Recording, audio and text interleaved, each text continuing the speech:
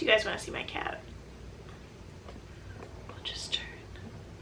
Look at sweet baby girl. Hi, and welcome to Storylines and Sunshine, where we talk about books and writing and other things in that realm. So today I'm going to do a book haul. So that's all the books I bought between June and August. The first book I'm going to talk about actually came out in June, and that is One Last Stop by Casey McQuiston. So this book is about a girl who moves to New York City. While on the subway, she runs into this mysterious girl named Jan, and they end up having a whirlwind romance. As you can see, I started this book. It has been started for 3 months now because I bought it when I was on vacation, and then I have not read any of it since. The next book I'm going to talk about is also by Casey McQuiston, and that is Red, White, and Royal Blue. So I have heard nothing but phenomenal things about this book. It is all over Bookstagram, it's all over BookTube. This story is also a romance, similar to One Last Stop. It stars the son of the current United States president, who meets and subsequently falls in love with the Prince of Britain. And so they meet, they fall in love, there's political consequences, and that's pretty much all I know about it. The next book I'm going to talk about is by a YouTuber named Savvy, and that is 90s Kids. This book she describes over and over again as lesbian Back to the Future. And it just sounds so interesting.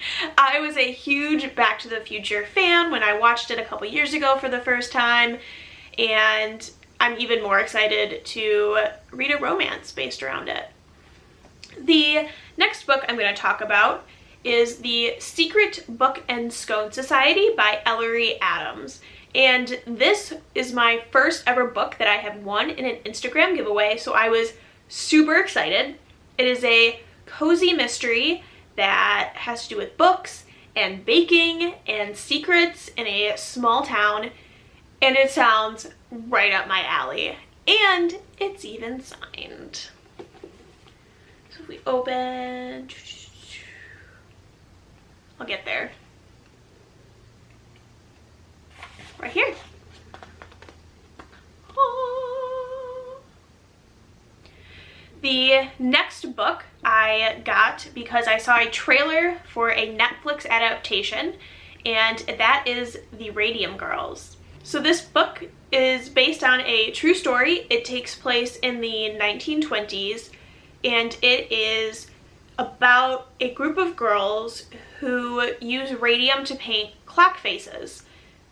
However, after a few years, they start falling mysteriously ill, and we now know it's because of the radium. But this story dictates their struggle for workers' rights. Because it's a true story, I am super excited to get into it. When I got it, I actually read the prologue because I was curious, and it actually seems super readable, which is most of my problem with nonfiction. This book seems well written, and I am excited to give it a go. The next book I'm going to talk about I have seen all over Instagram and BookTube, and that is A Man Called Av by Frederick Bachman. I got this from a local buy-sell trade group. I think I got it for $1, which is an amazing deal. And from what I can tell, it follows the story of a grumpy old man, and it's supposed to be pretty heartwarming. And I can always use another heartwarming story. So the next book I'm going to talk about was recommended to me by an Instagram post. And this post suggested a few different books that white people could read to help gain an understanding of how to be anti-racist. And this book is Uncomfortable Conversations with a Black Man by Emmanuel Acho. And I'm not really sure what to expect, other than I really want to read it to be able to expand my horizons. And I've heard good things, and so I'm hoping it's able to do that for me. So this next one is also a nonfiction book, and that is The Happiness Project by Gretchen Rubin. And I had decided a while ago that I just want to be more happy in my life.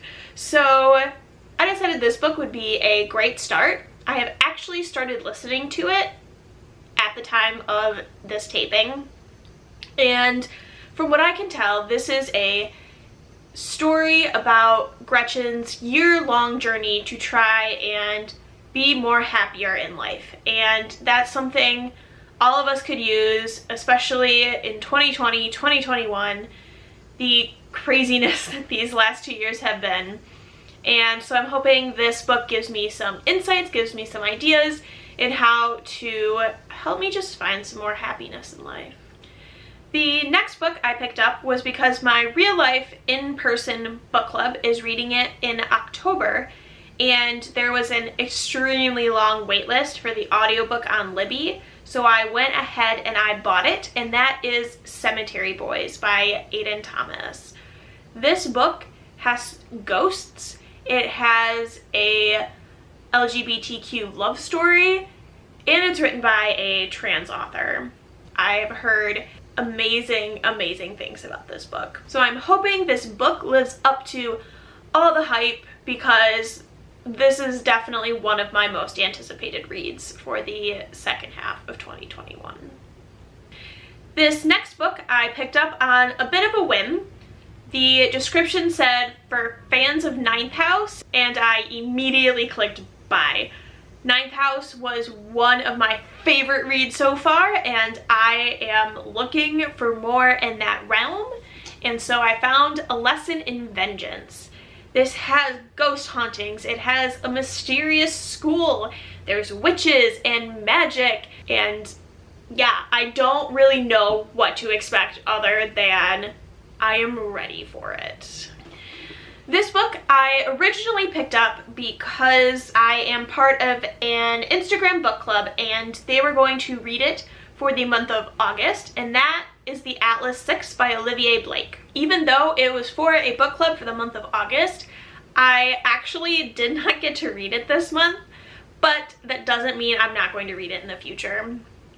This book has outstanding ratings on Goodreads. It's like a 4.5, I think, when I looked it up earlier today.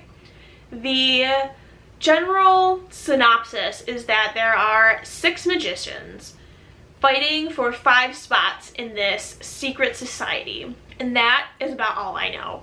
And frankly, that's all about I have to know, because just like the last one, I am eating up books about secret societies. Anything like Ninth House or Legendborn, I am all about nowadays, and this sounds exactly in that vein. Also, completely random, but this book feels so nice. Like, I walk by my bookshelf and I just take this book off and I just feel it, because it just, it feels so good. The next book I actually found on YouTube because a different YouTuber did a book haul, so shout out to Reagan. I will link her channel in the comments box below. And this book is 9 of Swords. It has really good reviews so far on Goodreads, even though there are not a lot of them, which honestly make me even more excited that I might be discovering a hidden gem. I also have really no idea what is going to happen in this book. I know there's a mysterious school that reminds me a bit of a certain other magical school, and there's quirky teachers, and there's monsters, and there's magic, and at the end of the year there's a big competition, and it just sounds like a ride back to childhood, and I am here for it. This book is a bit of a chunker. It's like over 700 pages, I think. Yeah, it's like over 750 pages. And so that's why I haven't read it yet, but I am super excited to get to it. And I think it's gonna be one of my goals to read this book before the year is out. So the next 5 books I'm going to talk about are books that I got from Book of the Month. Book of the Month is a book subscription service, and they have a couple different choices every month. You can find more info as well as my link down in the comment section below. If you click that link, you'll be able to get your first book for $5, which honestly is a pretty good deal. The first book I got was Instructions for Dancing by Nicola Yoon. I got this as part of my June box. It is a YA romance, and it has to do with a girl who can see how a romantic relationship will end, which is almost always in heartbreak or death. And she ends up meeting a person named X at a dance studio, and she ends up having feelings and has to decide how to handle those feelings. Now, I have not read anything from this author yet, but I have heard from others who have, and have said that her writing is extremely sad. So when I'm in the mood for just a heart-wrenching book, this one is going to be the one that I pick up. The next book I also got as part of my June box, and that is Malibu Rising by Taylor Jenkins Reid. This is a historical fiction book set in the 1980s in Malibu, California.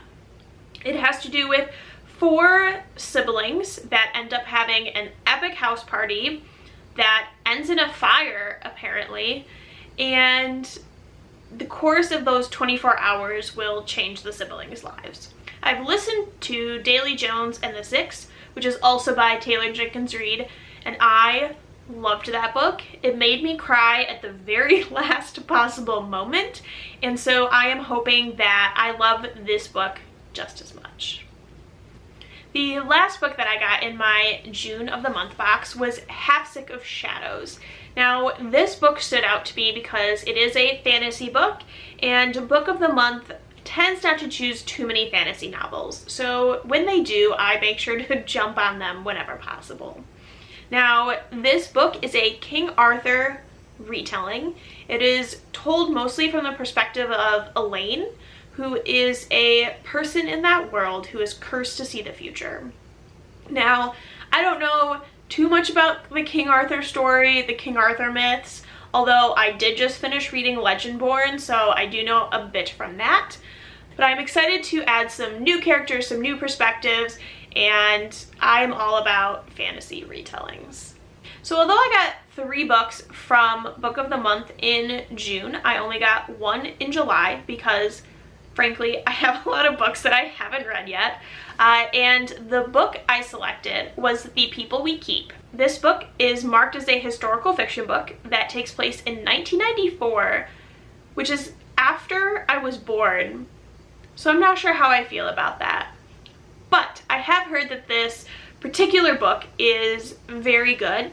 It is about a young person trying to find her place in life. She is a songwriter and ends up writing songs about people that she meets through this coming of age journey of hers. I've heard that it is a tearjerker, and I've also heard that it is a fantastic read, so I am super excited to read it. My last book that I'm going to talk about is my Book of the Month pick for August, and that was The Inheritance of Orquídea Divina. This follows a family and what happens after their predecessor passes away, leaving them with mysterious gifts. That is about all I know, and that is about all I want to know. The gifts seem magical on some level. There's some secrets. It sounds like in the present of this book, there is somebody who is trying to kill all of the family members, which adds a suspense component. And so this book sounds really good, and honestly might be the first book of the month that I pick up from this summer round. And that's it for my summer book haul. I hope you enjoyed this video, and if you did, like and subscribe down below, and hopefully I will see you next week with a new video.